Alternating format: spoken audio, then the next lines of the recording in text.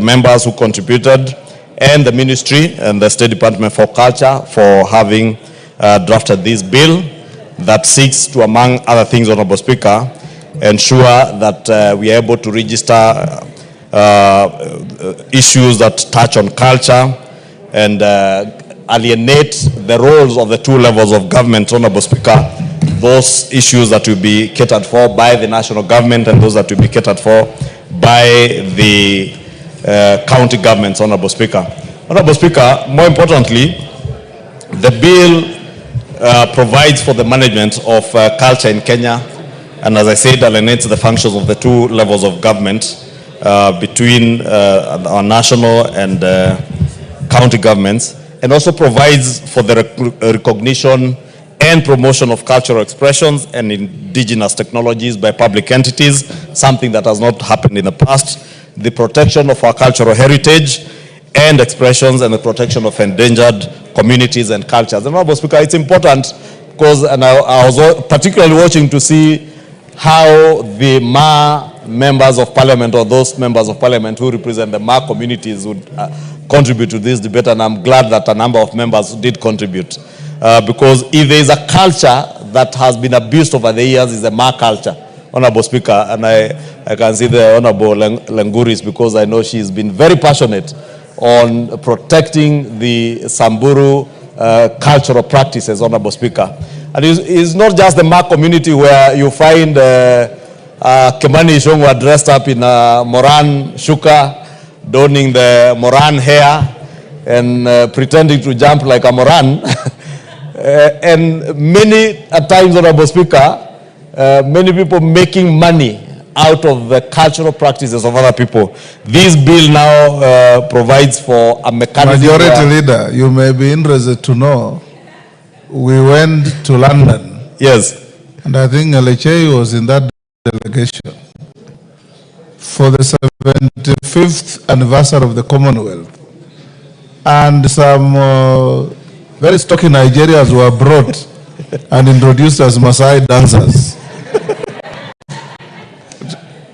To pretend to be Maasai is distorting Kenya's culture. So you should call upon our missions also to know who represents our culture out there. Precisely, Honorable Speaker, and you have narrated that story to us in another forum, I think in the House Business Committee. And it's indeed true. One of the most abused cultural practices of the Kenyan people is a Maasai culture. And it's true, Honorable Speaker, you can imagine now in London, Nigerians pretending to be Maasais. Therefore, it's important even to have these cultures and certain cultural practices registered and known who are the property owners. To make it worse, they're paid for it. Yes. For the pretense. So that when you register your cultural practices, for instance, the Ma community registering their Maasai dances and their cultural practices, if anybody used to use that cultural property, they have to pay you for it. Otherwise, Honorable Speaker, you've seen even things like the Kikoi, Honorable Speaker, that was being done largely by Kenyans and a bit of Tanzanians, Honorable Speaker. The brand and the property rights for that Kikoi is with foreigners, Honorable Speaker, today. I'm told, Honorable Speaker, is an American who patented the Kikoi. Yes. And even by its very name, Kikoi is a Swahili name. This is part of the losses that we've been making, Honorable Speaker. We must also protect our culture from abuse by ourselves. Politicians, Honorable Speaker. You know, Honorable Speaker, we have seen politicians also abusing our own cultural practices for the sake of politics.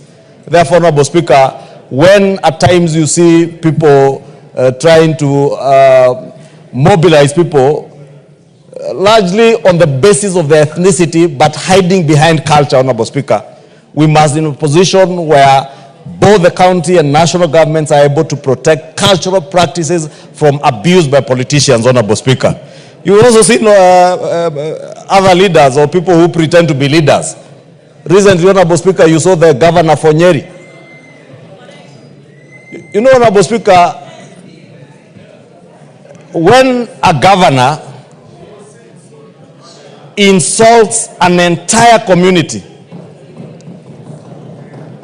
And again, unfortunately, it's a Ma community that was being insulted, that they don't wear, I don't know whether it's underwear or even trousers. But you wonder, when that governor discovered that Maasai males do not wear underwear, what was he doing, Honorable Speaker, you wonder? And how and when did he discover that there are people who don't wear underwear? And it's so embarrassing, Honorable Speaker, that that can come from the mouth of someone who purports to be a leader. I know he has pretended to go and apologize to the Ma community, but, you know, Honorable Speaker, they say, birds of a feather flock together. You will understand why that Governor Fonyeri would use such derogatory language against an entire community and a very culturally rich community of the Maasai and the greater Ma community, including the Samburus and the Rendiles, Honorable Speaker.